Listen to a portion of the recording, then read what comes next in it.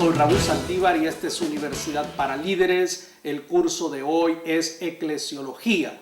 La eclesiología es una de las 10 ramas de la teología sistemática que estudia todo lo relacionado a la iglesia. Lección número 1. La iglesia en la historia. La iglesia somos nosotros los individuos. Cristo es la cabeza de la iglesia y nosotros somos el cuerpo. Amigo mío, la iglesia ha evolucionado.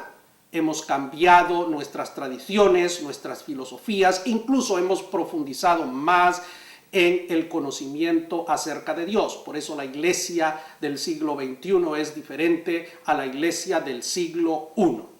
Esta lección la voy a desarrollar en 2 partes. La primera parte voy a hablar acerca de la doctrina de la iglesia en la historia. Y este literal, que es el A, lo voy a dividir en 2 partes. La doctrina de la iglesia antes de la reforma y la doctrina después de la reforma. Antes de la reforma. Hablemos antes de la reforma. La iglesia surge con el Pentecostés y se expande por todo el mundo grecorromano a través de la predicación que hizo Pablo y los demás apóstoles del Señor Jesucristo. Esto usted lo sabe.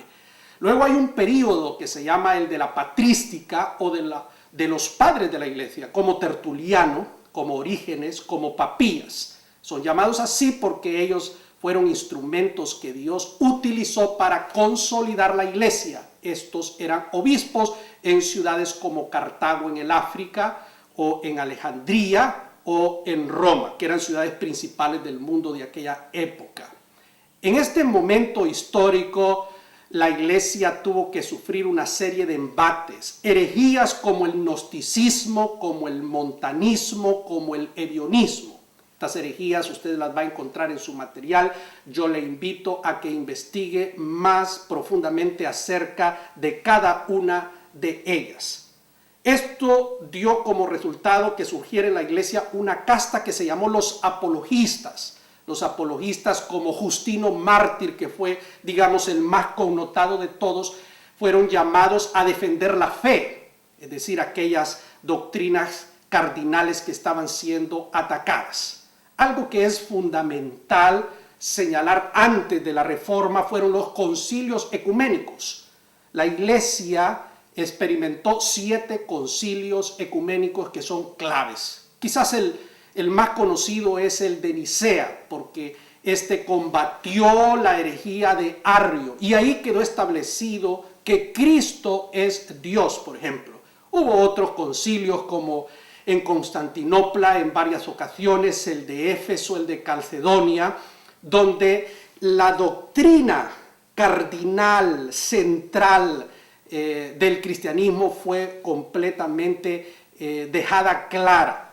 Y los dogmas de la iglesia fueron producidos por estos cónclaves, por estas reuniones de obispos que hicieron lo que hoy conocemos como la doctrina de la iglesia. A raíz de la conversión de Constantino, entonces la iglesia entró en contubernio con el Estado, hubo una fusión. Y lo que esto provocó fue la prostitución de la iglesia y la introducción de tradiciones, de paganismo, de filosofías que no tenían nada que ver con las enseñanzas del Señor Jesucristo. Esto nos lleva a la segunda parte, que es la doctrina de la iglesia después de la reforma. La reforma es el acto aquel o el evento, el acontecimiento en el cual Martín Lutero en el siglo XVI clava 95 tesis en su iglesia, en su parroquia, y con esto rompía con Roma y comenzaba una nueva era en la iglesia. Aquí hubo una serie de teólogos que moldearon el pensamiento de la iglesia protestante o lo que nosotros conocemos hoy como la iglesia evangélica. Entre esos teólogos voy a mencionar a Juan Calvino, voy a mencionar a Ulrico Zwinglio, posteriormente surgió en Holanda Jacobo Arminio, Juan Wesley en el siglo XVIII. Fueron teólogos que para moldear el pensamiento de la iglesia evangélica el día de hoy. Posteriormente, ya siglos después, surgió el pensamiento pentecostal. Pero en el siglo XIX la iglesia experimenta un nuevo ataque. Y este ataque surge de la teología liberal alemana. Teólogos como Friedrich Schleiermacher, Ritschl y otros individuos comenzaron a atacar los dogmas centrales de la iglesia, es decir, comenzaron a negar la deidad de Cristo, comenzaron a negar la inspiración de la Biblia, y entonces la iglesia entra en una nueva etapa. Y a raíz de esto es que Dios levantó un gran movimiento a principios del siglo XX, que es el pentecostalismo, que a mi criterio, y como lo expuse en mi libro de teología sistemática, fue un movimiento que Dios utilizó para lavarle la cara al cristianismo, que había sido salpicada con el lodo del liberalismo de los teólogos alemanes. Esto es grosso modo lo que sería la historia de la iglesia después de la Reforma. Ahora entremos a la letra V, la doctrina de la iglesia en la historia latinoamericana.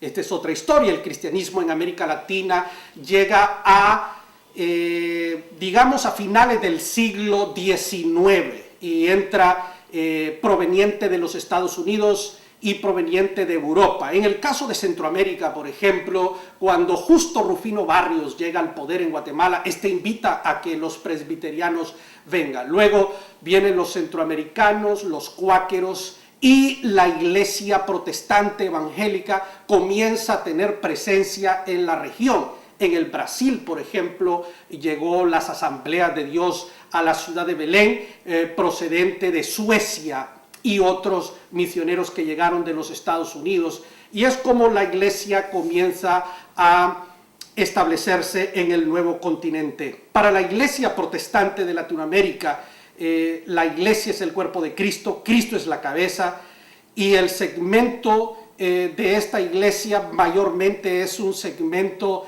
pentecostal. En Latinoamérica la iglesia pentecostal es mayoritaria, y en este momento la iglesia neopentecostal, un nuevo movimiento que ha surgido en este continente. Es decir, América Latina ha desarrollado su propia teología, su propia doctrina de la iglesia, desde la realidad socioeconómica en la que nosotros vivimos. Diríamos que el evento que marcó esa diferencia, ese cambio, fue CLADE 1 en 1969 en Bogotá, Colombia. A partir de allí, y con la fundación de la Fraternidad Teológica Latinoamericana, comienza un nuevo movimiento en América Latina, y la iglesia latinoamericana es una iglesia que está madurando y que está desarrollando la reflexión de la palabra de Dios según el contexto cultural y socioeconómico del continente donde nosotros vivimos. Gracias a Dios por los misioneros que vinieron y que nos trajeron el Evangelio, pero ahora la iglesia de América Latina es una iglesia fuerte, es una iglesia que se está consolidando, y ahora somos nosotros los que estamos enviando misioneros a la Ventana 1040, a Europa, y aunque usted no lo crea, a los Estados Unidos.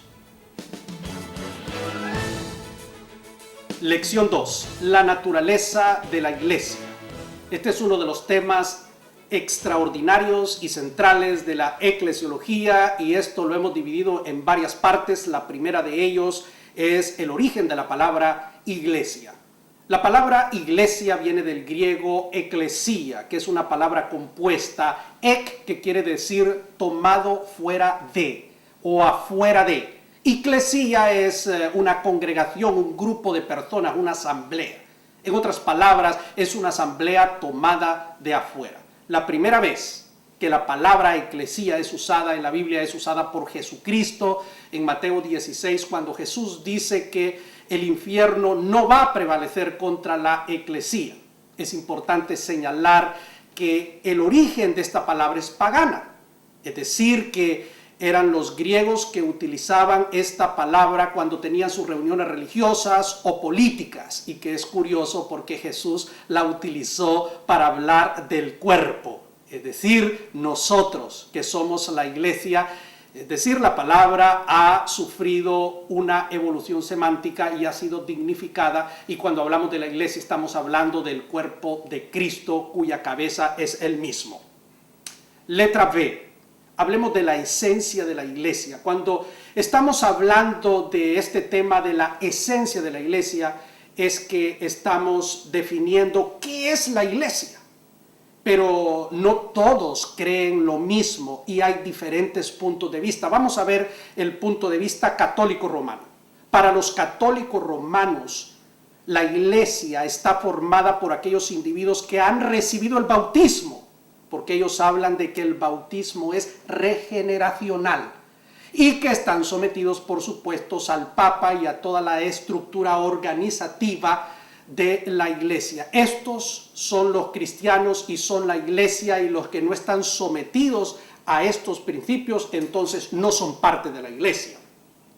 Ahora, los ortodoxos, la iglesia ortodoxa tiene un concepto diferente. En primer lugar, porque ellos no aceptan el gobierno de Roma y no consideran que la iglesia católica romana es la iglesia verdadera. Ellos están sometidos a un patriarca y ellos miran la iglesia desde un punto de vista diferente, pero muy similar a los puntos de vista católicos, porque recuerde usted que la iglesia ortodoxa se desmembra de la iglesia católica. Ahora veamos, para un protestante, para un evangélico, para nosotros, cuál es la esencia de la iglesia, quién es parte de la iglesia. Muy sencillo. Miembro de la iglesia de Jesucristo, según el concepto protestante, es aquel individuo que se arrepiente de sus pecados, pide perdón a Dios, recibe ese perdón y por ese acto el individuo es regenerado, es justificado, es redimido. Y cuando este evento ocurre en la vida del ser humano, entonces este individuo es ipso facto cristiano y es salvo porque ha creído en Jesucristo. No tiene que hacer absolutamente nada, puesto que la iglesia evangélica cree que Cristo hizo todo en la cruz y que nuestro deber es simplemente pedir perdón, arrepentirnos y, por supuesto, mostrar con nuestra vida el fruto de la obra de Cristo al mundo. Este es el concepto protestante de lo que es la iglesia. Tercero, o letra C, el carácter multiforme de la iglesia. La iglesia es el cuerpo de Cristo. Es la comunidad de individuos regenerados por el poder del Espíritu Santo que adoran y sirven a Dios. Huelga señalar que los conceptos que se manejan en esta sección son meramente reflexiones humanas y que la única razón por la que vamos a hablar acerca de esto es para que usted tenga una idea clara acerca de esto. Hablemos del primero. La iglesia considerada como militante y triunfante. La iglesia en la actualidad es militante. Es decir, nosotros los que estamos allí haciendo misiones, evangelizando, que estamos militando. Esta es la iglesia que se mira, la iglesia que predica, que hace grandes eventos evangelísticos, que le habla al mundo acerca de Cristo. Es una iglesia militante. La iglesia triunfante, según estos conceptos que surgieron en la época de los reformadores, es la iglesia que ya está en la presencia de Dios, ya no milita aquí en la tierra, sino que ya ha triunfado, ya está en la presencia de Dios. Número 2, el carácter visible y el carácter invisible de la iglesia. Cuando se habla del carácter visible e invisible de la iglesia, no se refiere a dos iglesias diferentes, sino a dos aspectos de la misma iglesia. Y fue Martín Lutero el primero en hacer esta distinción, la cual fue usada por otros reformadores. La iglesia visible es lo que nosotros vemos, es decir, cuando usted asiste a una congregación y mira al pueblo de Dios adorar a Dios, cuando mira al pueblo de Dios evangelizar, cuando mira al pueblo de Dios hacer cosas maravillosas y extraordinarias, usted está viendo la iglesia visible, aunque mucho de lo que nosotros vemos no necesariamente es la iglesia. Recuerde lo que Cristo dijo, que en la iglesia hay trigo y hay cizaña. De ahí viene el otro concepto, la iglesia invisible, porque en realidad la verdadera iglesia no se mira. Es decir, hay un adagio que reza, ojos vemos, corazones no sabemos. Usted puede ver a 10,000 personas en un templo y no todas esas personas que están allí adorando, levantando sus manos, son parte de la iglesia. Solamente Dios sabe quiénes son y quiénes no son. Esa es la iglesia invisible.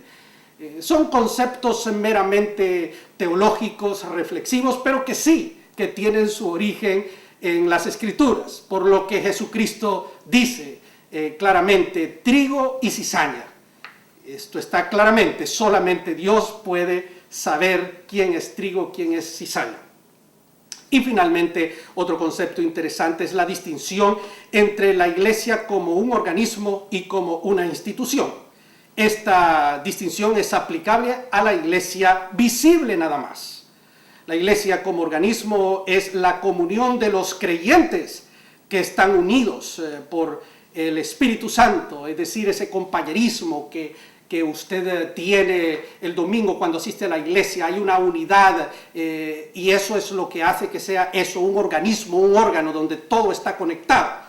Y ahí viene el de institución, que quiere decir esto, que la iglesia tiene sus autoridades, tiene sus ministerios, tiene su estructura organizativa para la correcta administración, y que vamos a estudiar posteriormente en una clase que se llama Administración de la Iglesia.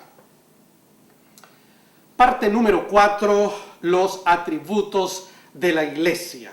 La iglesia tiene sus atributos, sus cualidades. Vamos a hablar de uno de ellos, uno de los que son fundamentales, la unidad de la iglesia. No hay dos iglesias, la iglesia no está desunida. A veces nosotros decimos, es que esa iglesia no hay unidad. Eso no es cierto. La iglesia de Cristo es una sola. Cristo es la cabeza de la iglesia. Cristo es el pastor por excelencia de la iglesia. Y una de las características clave de la iglesia de Cristo es que la iglesia es una iglesia que está totalmente unida. Totalmente unida. Esta es una característica. 2, la santidad de la iglesia. La iglesia es santa, mi amigo. Y la palabra santo tiene varias connotaciones en el idioma griego, pero vamos a hablar solamente de una de ellas, y es la connotación de apartado. Nosotros, como parte de la iglesia, en el momento que aceptamos a Cristo, somos apartados, somos santos, y ese es parte del carácter de la iglesia. Usted que me está viendo, usted es santo. Es santa, somos santos, hemos sido apartados, somos real sacerdocio, generación escogida, somos un pueblo adquirido para anunciar las virtudes de aquel que nos llamó de las tinieblas a la luz admirable. Extraordinario, maravilloso. Somos santos. Esa es una característica, un atributo de la iglesia. Número 3, la catolicidad de la iglesia. La iglesia es universal, donde usted quiera que vaya, al África o al Asia. La iglesia está allí, está en todas partes, es universal, es un solo Señor, subsiste en todas partes. Los protestantes insisten en que la iglesia invisible es ante todo la verdadera iglesia católica, porque incluye a todos los creyentes sobre la tierra, en cualquier tiempo particular, en cualquier área geográfica. Es maravilloso. Cuando este servidor está haciendo una actividad evangelística en el África, en el Asia o en cualquier país de América Latina y estamos compartiendo con la iglesia, es como que somos una sola familia, no hay ninguna diferencia a pesar de algunas diferencias culturales o de idioma, pero en esencia somos la misma cosa porque la iglesia es católica, es universal, está en todas partes. Extraordinario. Número 5, parte número 5 de esta lección son las señales de la iglesia. La iglesia tiene sus señales y vamos a hablar de varias de ellas. La primera de la que quiero hablar es la predicación verdadera de la palabra. Esta es una señal de la iglesia. La iglesia predica la palabra de Dios, es verdadera. No transamos con el mundo, no acomodamos la palabra, no tenemos temor de anunciársela al mundo tal como Jesucristo lo explica y lo dice allí en la Biblia. Esta es una característica de la iglesia, es la predicación de la palabra tal cual. Voy a repetir esto, la predicación de la palabra tal cual. Esta es una característica de la iglesia verdadera. Número 2, la correcta administración de los sacramentos. La iglesia protestante acepta fundamentalmente 2 sacramentos, que es el bautismo en agua y que es la Santa Cena. Hay algunas otras iglesias que agregan, por ejemplo, el lavamiento de pies, pero son pocas las iglesias que añaden este. usualmente hablamos de bautismo y Santa Cena. La correcta administración de estos sacramentos es una señal de la Iglesia de Jesucristo. Número 3, el ejercicio de la disciplina. La Iglesia está formada por seres humanos. Los seres humanos pecamos, le fallamos a Dios y por eso se requiere que en la Iglesia haya disciplina. Cuando uno de nosotros falla, es importante que haya un pastor, un cuerpo pastoral que nos llame la atención. Voy a ponerlo de esta manera, que nos jale las orejas, que nos discipline, que nos corrija, que nos enseñe. Entonces, el ejercicio de esta disciplina es básicamente una señal de la Iglesia. Número 4. Los milagros en la Iglesia, especialmente en América Latina. Hablemos en América Latina. Los milagros. La Iglesia es el cuerpo de Cristo y Dios le ha dado autoridad a la Iglesia. Y una de las señales, y ahora en el mundo en el que nosotros vivimos, son los milagros. Dios puede sanar a una persona enferma. Dios puede hacer que algo sobrenatural, maravilloso, extraordinario ocurre en la vida de una persona. Eso es un milagro. Y la iglesia debe orar por eso. Y eso es una señal de la Iglesia, las cosas maravillosas y extraordinarias que ocurren. Lección 3. El gobierno de la Iglesia. Dijimos anteriormente que la Iglesia es una institución y por lo tanto requiere de un gobierno, y eso está claramente establecido en la palabra de Dios. Hablemos de la primera parte, las teorías tradicionales acerca del gobierno de la Iglesia. Existen diferentes formas de gobierno. Vamos a hablar de la forma de gobierno episcopal. La forma de gobierno episcopal es aquella que es piramidal, donde el episcopo, o como usted quiera llamarle, obispo también, es lo mismo, está allí arriba de todo. Es una pirámide donde la última palabra la tiene el obispo. Él es básicamente la persona en la cual reside todo el poder. Esta forma de gobierno se llama episcopal y existen muchas iglesias evangélicas protestantes que han apostado por esta forma de gobierno. Número 2, la forma de gobierno presbiteriana. Esta está formada por un grupo de ancianos, es decir, el poder no reside en un hombre, sino que reside en un grupo de hombres que son llamados ancianos o presbíteros. Y a esta reunión se le llama presbiterio, y el poder está allí. Es cierto, hay un pastor, pero el pastor no tiene la sartén por el mango, sino el presbiterio. Él depende del presbiterio. Esta forma de gobierno se llama presbiteriana y también hay muchas iglesias evangélicas que siguen esta forma de gobierno. Número 3, el sistema católico romano. Quizás usted lo conoce, es un sistema completamente piramidal, pero todo el poder reside en el Papa. Él es la punta de la pirámide, pero antes del Papa está lo que se llama el cuerpo cardenalicio de los cardenales, que es precisamente donde se elige el Papa, y toda una estructura increíblemente extraordinaria, porque si hay una iglesia que está organizada es la Iglesia Católica Romana. Esta es una forma de gobierno propia y exclusiva de ellos, y no puede existir ninguna otra forma de gobierno que sea idéntica a esta, porque ellos son los únicos que reclaman el hecho de que el Papa es sucesor de Pedro, de tal manera que esta es una organización sui generis. Número 4, el sistema congregacional. Es aquel sistema donde el poder reside en la congregación, es decir, que es la congregación la que pone al pastor, quita al pastor, es la congregación la que decide el presupuesto de la iglesia. El poder reside en la congregación, que se reúne en una asamblea quizás cada año para tomar las decisiones más importantes. Y número 5, el sistema de iglesia nacional. Fundamentalmente se refiere a aquellas denominaciones las cuales está formada por varias iglesias. Estas iglesias tienen una junta directiva y esa junta directiva tiene jurisdicción sobre las iglesias. Hay un presidente y este presidente es el hombre que tiene la autoridad sobre el resto de las iglesias y está apoyado por un presbiterio o una junta directiva. Esto funciona cuando estamos hablando de una denominación que existe en un país o en varios países, y a esto se llama gobierno de iglesia nacional. Segunda parte, sistema de gobierno de las mega iglesias en América Latina. En América Latina ha surgido el fenómeno de las mega iglesias a partir de finales de los años 80 del siglo XX. Comienza a experimentar este continente un crecimiento espectacular del cristianismo y surge lo que se llama las mega iglesias de 5,000, 10,000, 80,000, 100,000 personas, aunque usted no lo crea. Tenemos iglesias en América Latina arriba de las 100,000 personas. Es impresionante. Y estas iglesias tienen su propia forma de gobierno, que es sui generis. Claro, tiene algo de cada uno. Mayormente tienen un sistema de gobierno pentecostal, aunque usualmente hay un presbiterio, pero este presbiterio no tiene el poder que tendría en una organización de carácter presbiteriana propiamente dicho.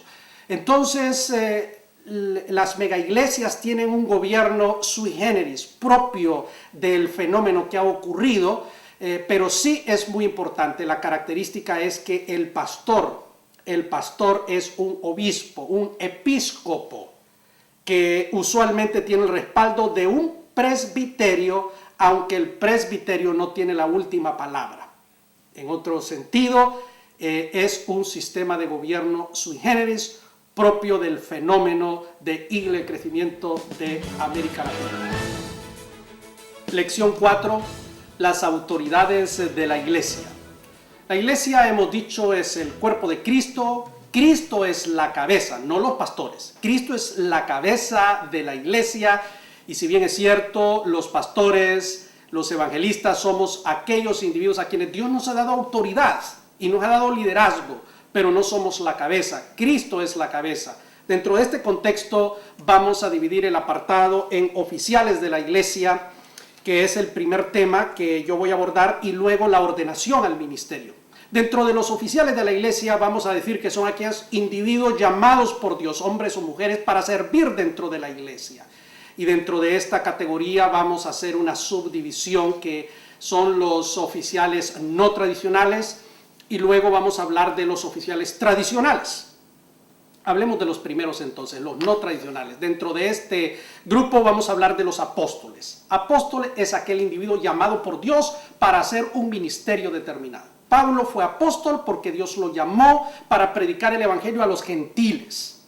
Aunque yo reconozco que en América Latina en este momento hay un nuevo concepto acerca del apostolado que ha sido desarrollado en los últimos años, diferente a lo que tradicionalmente la iglesia evangélica había enseñado con anterioridad. No vamos a entrar en ese detalle. Número 2, hablemos del profeta como un oficial de la iglesia no tradicional. El profeta es un individuo que predica la palabra de Dios. Es aquel que denuncia el pecado. Es aquel que consuela al pueblo que ha sido golpeado. Es aquel que trae una palabra de juicio de parte de Dios a gobernantes, a una nación. Esto es un profeta. Y finalmente, un evangelista es aquel individuo que dedica todo su esfuerzo a predicar la salvación a los perdidos. Eso fue exactamente lo que Pablo le dijo a Timoteo antes de morir. Te suplico, Timoteo, que prediques el evangelio a tiempo y fuera de tiempo. Este servidor, quien les habla a ustedes, es un evangelista por excelencia. Mi primer ministerio no es la educación, sino el evangelismo. Y he dedicado más de 28 años a la evangelización en más de 30 países de este planeta. Evangelismo es entonces, o evangelista, aquel individuo que comparte el mensaje de salvación con otras personas. Hablemos de los oficiales tradicionales de la iglesia que están allí en las epístolas pastorales, los ancianos. La palabra anciano es la misma palabra griega para presbítero. Y está refiriéndose a aquellos individuos que tienen una función de gobierno dentro de la iglesia. Estos son ancianos, individuos que ejercen una función de gobierno. Pablo estableció a estos individuos ancianos dentro de las iglesias. Luego vienen los maestros. El magisterio dentro de la iglesia es fundamental, y eso es lo que Universidad para Líderes está haciendo. Nosotros estamos ejerciendo un magisterio dentro de la iglesia de América Latina porque es fundamental dentro del cristianismo educar a las personas, enseñarles lo relacionado a la Biblia, a la teología y a las ciencias que se relacionan con la Biblia y la teología para poder ejercer un ministerio efectivo en una sociedad que ha cambiado increíblemente. Entonces, los maestros somos parte, también soy un maestro, esa es el otra área de mi ministerio, es el magisterio, es enseñar, es educar a la iglesia, y esto está dentro de los oficiales tradicionales. Y luego hablamos de los diáconos. La palabra diácono en el castellano significa servidor, es aquel individuo que Dios le da un don especial, porque servicio es un don del Espíritu Santo, aunque usted no lo crea. Es uno de los dones más importantes, pero que nosotros usualmente pasamos por alto. Entonces es un don del Espíritu, y servir en diferentes áreas, en diferentes ministerios. En la actualidad no se utiliza mucho esta nomenclatura tradicional. Ahora se habla de ministros. Se dice el ministro de música, el ministro de los niños, el ministro de los jóvenes, y se le da otros nombres. Hay una nomenclatura diferente, pero en realidad todos ellos están circunscritos en esa palabra griega diaconía, diácono. La segunda parte de esta lección es el tema de la ordenación de la iglesia, la ordenación al ministerio. La iglesia tiene este ministerio extraordinario. La ordenación es el acto mediante el cual la iglesia reconoce que un individuo es llamado de Dios, que Dios le ha llamado para servir en algo específico dentro de la iglesia, como ser un pastor, por ejemplo, como ser un evangelista, por ejemplo, como ser un individuo que va a ejercer funciones proféticas dentro de una sociedad. La ordenación es un acto que se realiza mediante la imposición de manos, y no la realiza sino personas que han sido ellos mismos ordenados, y no sin antes haber hecho un examen donde se estudia el testimonio del candidato y se estudia el ministerio de la persona. Entonces, es muy importante que en una iglesia exista esta institución, la institución de la ordenación de ministros. Voy a repetirlo, es el acto mediante el cual un cuerpo competente reconoce que un hombre o una mujer ha sido llamado por Dios para ejercer el ministerio. Lección 5. Los sacramentos de la iglesia. En esta lección vamos a hablar de este interesante tema, como son los sacramentos de la iglesia. La primera parte de la lección es la teoría general de los sacramentos. En primer lugar, hablemos de la relación que existe entre la palabra y los sacramentos. La Biblia nos habla, según el pueblo protestante, de dos sacramentos, que es el bautismo y la Santa Cena. Sin embargo, la Iglesia Católica habla de 7 sacramentos, y ellos dicen que son necesarios para la salvación del ser humano. La Iglesia Evangélica no considera que el bautismo, la Santa Cena sean necesarios para la salvación. Lo único que se necesita para ser salvo es creer en Jesucristo. Está claramente establecido en la Biblia: cree en el Señor Jesucristo y serás salvo tú y tu casa. Los sacramentos sí son beneficiosos para nosotros y es muy importante que los practiquemos. Sin embargo, no le dan la salvación a ningún individuo. Número 2, hablemos del origen de la palabra sacramento. Viene del latín sacramentum y tiene una denotación en la antigüedad con una cantidad de dinero depositada por dos partes en litigio. Después de una sentencia del tribunal, el dinero se devolvía a la parte que ganaba el juicio, y la parte que perdía pues entonces resultaba condenada. Mayor información sobre esto usted lo va a leer en su material, pero quiero leerle a usted en esta ocasión, en la definición 13, voy a leerle lo que es un sacramento. Es una ordenanza instituida por Cristo que se ejecuta por un ministro de la iglesia mediante signos externos que representan hechos internos. Necesidad de los sacramentos. Es muy importante dejar claro que los sacramentos no son necesarios para ser salvo. Y lo voy a dejar claro. Si hay alguna persona que por alguna razón no puede efectuar los sacramentos, no se va a perder por esto. Sin embargo, es un medio de gracia, es de beneficio espiritual la Santa Cena. Pero si dijéramos que son indispensables para la salvación, entonces ya no diríamos que la salvación es por la fe en Cristo Jesús. Son para nuestro beneficio, es importante que lo hagamos, pero a diferencia de la Iglesia Católica, no creemos que sean necesarios para ser salvos. Hablemos, la segunda parte de esta lección es el bautismo de agua. El bautismo de agua o el bautismo del cristiano. Existen diferentes clases de bautismo, pero hablemos entonces de lo que significa bautismo. Viene de la palabra griega baptizo, que significa sumergirse. En el idioma griego, cuando usted lee en griego el Nuevo Testamento, va a leer cosas como que se bautizaron las manos. Quiere decir, se estaban lavando las manos, quiere decir que tenían las manos debajo del agua. Esto es lo que significa bautismo. Y el bautismo en agua, que es un sacramento de la Iglesia, es el acto mediante el cual el cristiano da testimonio al mundo de que ha aceptado a Cristo como a su Salvador personal, que ha abrazado la fe cristiana. Esto es lo único que significa, es un testimonio de algo que Dios ha hecho en su vida. Básicamente eso es todo.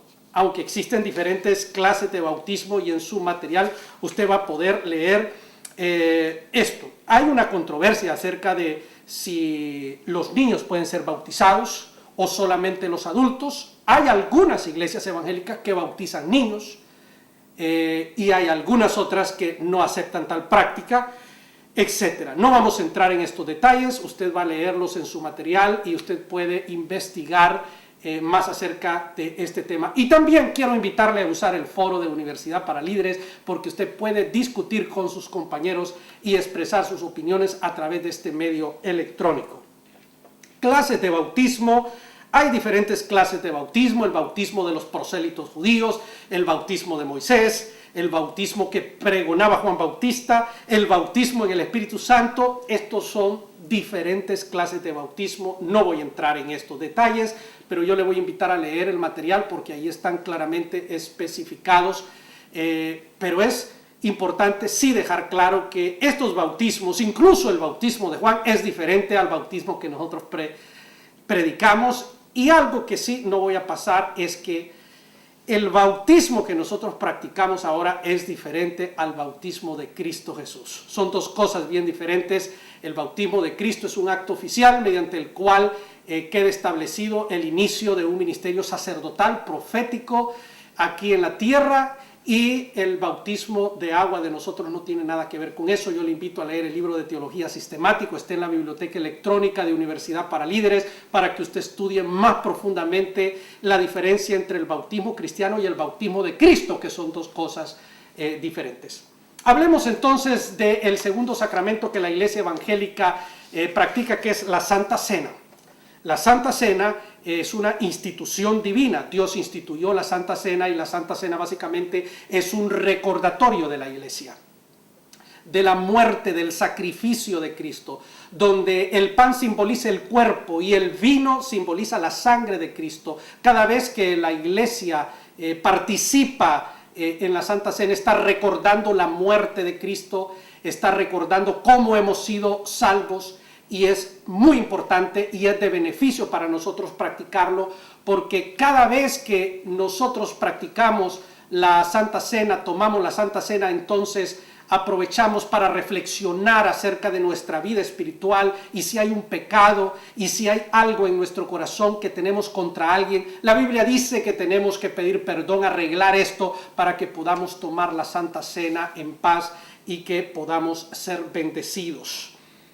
Es muy importante todo esto. Las personas para quienes se instituyó la Cena del Señor, ¿quiénes son los que legítimamente deben participar de estos sacramentos y de la Cena del Señor? Solamente aquellos que hemos recibido a Cristo como nuestro Salvador personal.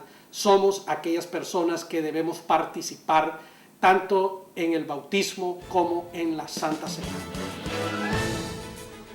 Misión y responsabilidad de la Iglesia. Antes de teología sistemática desde una perspectiva latinoamericana, este tema no se abordó nunca en ninguna teología sistemática. Es un tema completamente nuevo. Tenemos que agradecerle al teólogo peruano Samuel Escobar por su extraordinaria ponencia en el año 1969 en Bogotá, cuando sacudió el tapete de todos los evangélicos que asistieron a ese cónclave, a esa conferencia internacional, y nos habló del tema de la responsabilidad social y la necesidad de escribir teología desde la perspectiva de América Latina. La primera parte sobre la cual quiero hablar es el tema de la misión de la iglesia. El doctor Emilio Núñez dice que ella se haga presente en el mundo como en la comunidad del reino de Dios para comunicar el evangelio por palabra, pero por obra también. Hay dos cosas importantes. Número uno, que la iglesia debe estar presente, no ausente, debe estar presente en el mundo, debe estar presente en las injusticias, en la enfermedad, en las tinieblas, en todas aquellas cosas donde se requiera que haya luz. Donde haya tinieblas, ahí debe haber luz, y la luz somos nosotros, y esto es muy importante, y que nuestra manifestación no solamente debe ser a través de la palabra, una comunicación verbal, sino que también debe haber obra. Esto es importante. Hablemos de la misión en América Latina. La misión no es una invención humana, sino que nace en el corazón de Dios. Y Dios nos dice que debemos constantemente tener que ir a todas las etnias de la tierra para evangelizarlas, pero también para ayudarles en su situación material. En América Latina han surgido las mega iglesias que Dios está utilizando para hacer un trabajo extraordinario en el área social. Hablemos un poco acerca del método de la misión. El método de la misión es hacer acto de presencia en la necesidad, ya sea espiritual o material del hombre. Quiero dejar claro algo muy importante. Nosotros como iglesia tenemos la responsabilidad de incursionar en la política, pero no hacer pactos con el mundo ni transar con ellos. Si usted no tiene el llamado, si usted no tiene el carácter para incursionar en situaciones delicadas como la política o en temas donde haya injusticia, entonces no lo haga, porque ya tenemos testimonios en América Latina de miembros de la iglesia que sucumbieron, que no fueron capaces de soportar la presión y el poder satánico del cosmos. Tenemos que incursionar en el mundo, tenemos que entrar al reino de las tinieblas y tenemos que resplandecer, pero nunca transar con ellos, nunca conformarnos a sus tradiciones, a sus filosofías y a las cosas que ellos nos obligan que nosotros hagamos. Entonces tenemos que ser sabios. Otros candidatos impíos, sabiendo la fuerza política que representan, han tratado de usar a la iglesia cristiana. Entonces la iglesia cristiana debe tener cuidado. Nosotros tenemos que usar la misión para evangelizar, para que la gente conozca a Cristo, y nuestro método debe ser ese: comunicar, hablar, pero también usar la obra social. Y la segunda parte de esta lección, y con esto terminamos, es el tema de la responsabilidad social de la iglesia. La iglesia no solamente tiene una responsabilidad espiritual, que la gente escuche de que Cristo vino al mundo a morir por nuestros pecados, también tenemos una responsabilidad social. América Latina, África y tantos países del Asia son países que padecen una serie de problemas económicos y sociales, y la iglesia también es llamada a ayudar, entendiendo que el centro del problema no es este, entendiendo que el problema del ser humano no es económico, sino que es espiritual, pero esto no quita lo otro. Tenemos una responsabilidad social que cumplir. La realidad socioeconómica del continente impide que la iglesia haga una misión enfocada en la espiritualidad. Es menester invertir esfuerzos y recursos en una sociedad material, es decir, hay que hacer orfanatorios, por ejemplo, hay que hacer centros para rescatar prostitutas, hay que hacer centros para rescatar niños que están en situaciones de delincuencia o personas que no saben cómo emprender un negocio. La iglesia tiene que ayudar integralmente al hombre, porque haciendo estas cosas estamos dando testimonio al mundo. De otra manera, no vamos a hacer lo que la Biblia dice: sal de la tierra y la luz del mundo. Amigo, este ha sido el curso de eclesiología en una forma breve, para que usted tenga todo un cosmos de lo que es la ciencia de la iglesia desde una perspectiva de América Latina. Que Dios les bendiga. Gracias por estar con nosotros.